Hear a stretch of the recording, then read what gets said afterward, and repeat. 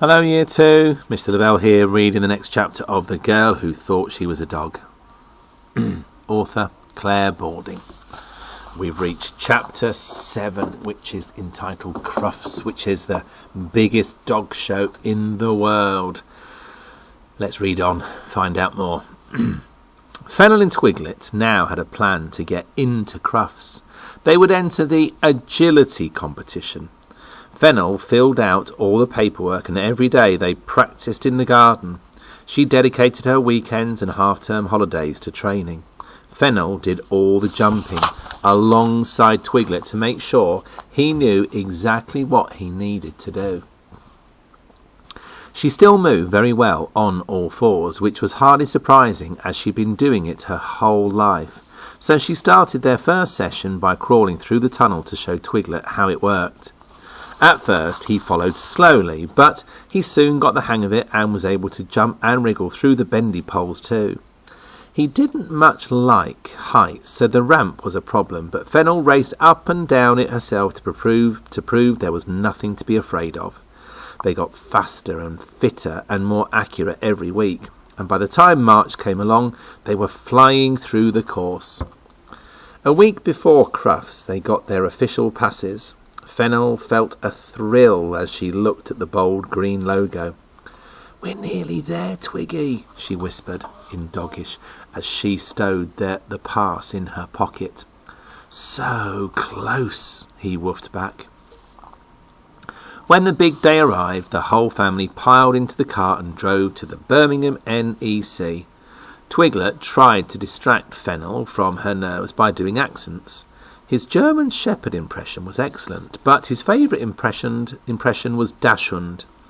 They have very deep voices, but because they're really small, the voice seems to come out from the bottom of their tail.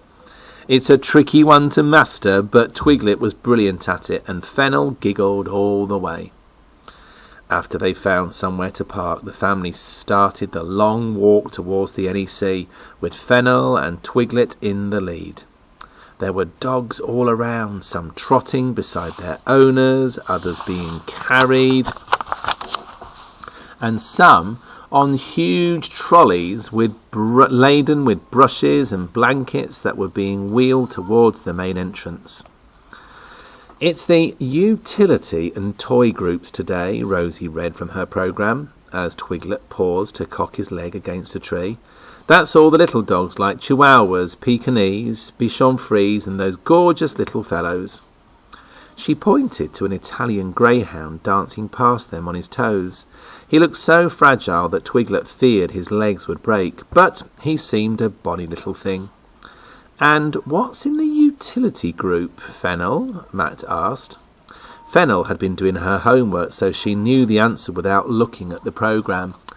"That's all the dogs that weren't bred for helping on a shoot or for herding animals, so it's got all sorts," she said.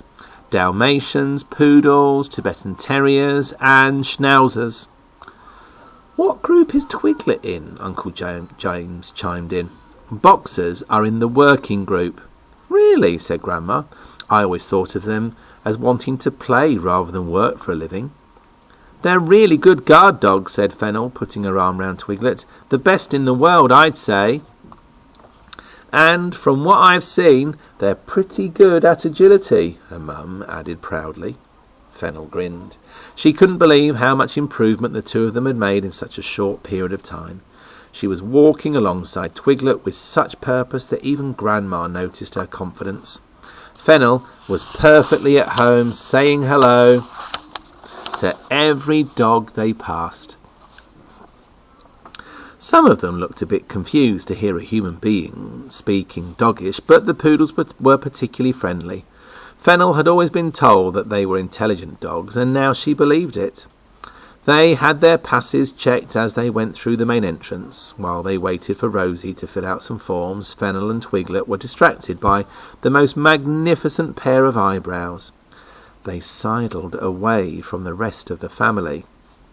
"Excuse me, but are you a schnauzer?" Fennel asked quietly in doggish. The grey and white dog in the queue behind them looked surprised, but bowed his head politely. "Ah, indeed, I am. Delighted to make your acquaintance. My name is Champion Count Basil of Bavaria. Pleased to meet you, Count Basil. I'm Fennel, and this is Twiglet, said Fennel with a smile. And may I ask what you are here for? Agility, Fennel answered. The Schnauzer raised his eyebrows to an even more pronounced height. Isn't that for the barking mad collies? Well, it is really, but there's a class called Medium ABC. We're in that, Fennel explained. ABC? Is that some sort of spelling test? Twiglet smiled. He liked Count Basil. No. It stands for Anything But Collies, Fennel clarified. What about you? Oh, I'm here for the breed judging.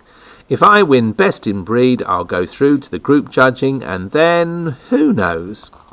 Count Basil's owner darted over and tugged on his lead. There you are, Basil. Come on, time for action.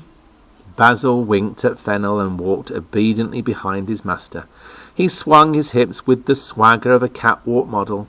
Fennel gave him a big grin. Good luck to you both, she heard him bark over his shoulder as they turned away. End of the chapter. Next chapter is called Teamwork. I wonder what will happen. See you then.